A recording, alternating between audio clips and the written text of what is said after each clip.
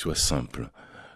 Pour les autres associations, pour les autres organismes, il y a une contrainte. Il y a une contrainte de formation, il y a une contrainte d'horaire, il y a une contrainte administrative. Et on s'est rendu compte que beaucoup de bénévoles, beaucoup de volontaires qui auraient voulu participer à une action de ce type, une action de solidarité, ne pouvaient pas, parce qu'ils avaient eux-mêmes leurs contraintes.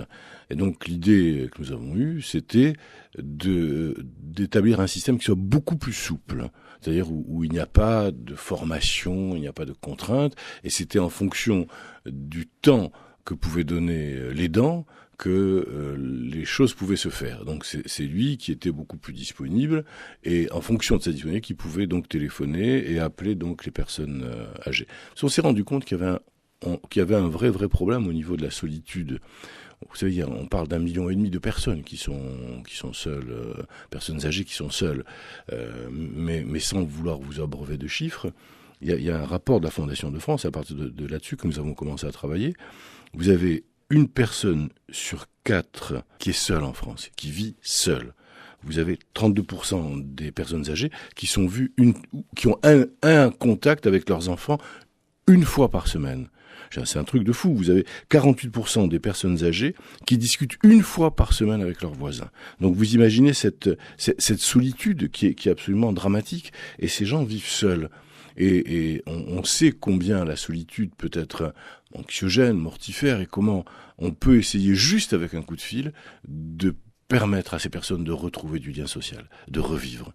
Donc nous, à partir des actions de Retraite Plus, l'action de Retraite Plus, c'est d'aider les gens, vous savez, à trouver un hébergement le mieux adapté. On s'est rendu compte que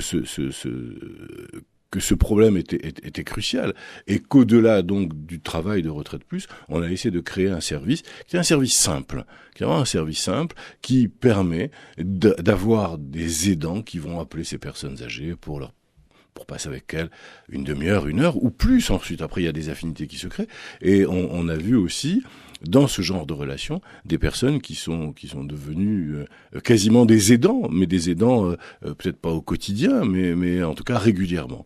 Et ça permet comme ça vraiment d'avoir des résultats magnifiques, de lutter contre la solitude. Alors c'est sur toute la France ? C'est sur toute la France. L'idée, c'est de créer des relations amicale, cordiale entre l'aidant et la personne âgée isolée. Et donc ça change complètement la relation. Mais moi je le vois en tant que gériatre, quand parfois des personnes isolées en institution ou à la maison reçoivent une visite ou bien ont un contact avec quelqu'un d'extérieur, comment leur regard change, comment leur visage s'illumine, et comment ça leur donne une force incroyable. Et donc je crois que c'est là où il y a quelque chose à faire. Mais il faut que ça soit régulier.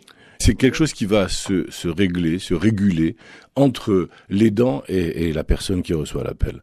On peut pas décider, justement, c'est ce qu'on essaie d'établir, c'est un système qui soit beaucoup plus souple et qui permette donc à chacun de trouver son rythme, et l'aidant qui lui a un peu de temps va pouvoir ensuite après s'organiser pour appeler régulièrement les personnes, les contacts qu'il aura.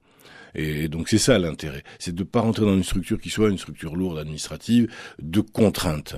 On est dans le bénévolat, on est dans le volontariat, et nous savons nous savons d'expérience que tout ce qui est volontaire, tout ce qui est bénévole doit être accompagné et non pas structuré d'une manière absurde, sinon ça n'est plus du bénévolat, sinon ça n'est plus du volontariat. Il faut que ça reste sur la base du volontariat, et c'est le volontaire, et nous sommes étonnés après par l'engagement du bénévole et du volontaire qui va au-delà des espérances de ce que l'on attendait, parce qu'il y a aussi un engagement de sa part, un engagement moral, il y a un engagement éthique, puis un engagement personnel, d'amour, de service, de rendre service, de solidarité en fait.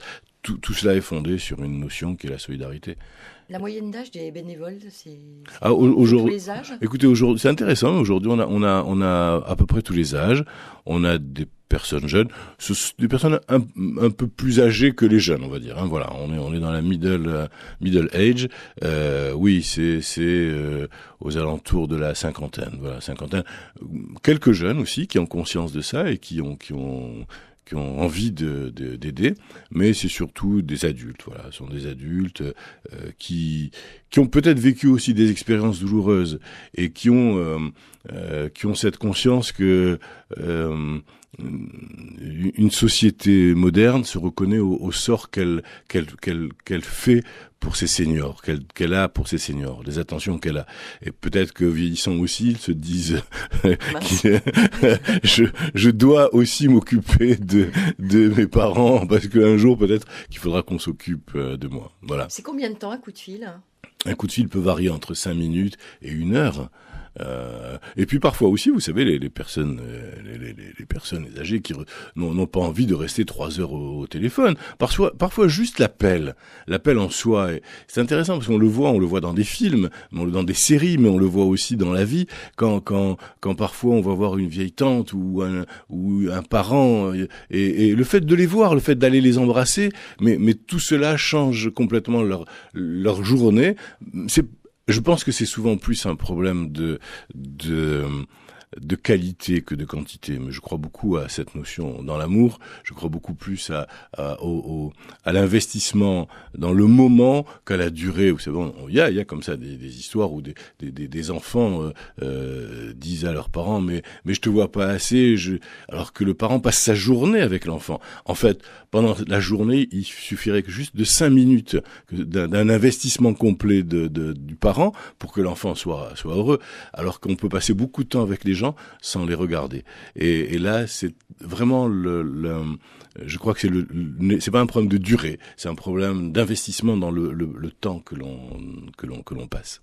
Voilà. Alors, si je veux devenir aidante, je vous appelle, je vous envoie un mail. Voilà, vous avez un numéro de téléphone qui est national, qui est un téléphone gratuit, qui est le 01 84 16 39 19. Et sinon, il y a une adresse mail, c'est bénévole avec s @retraiteplus.fr, et sinon sur le site même de Retraite Plus, c'est www.retraiteplus.fr, où vous aurez toutes les informations.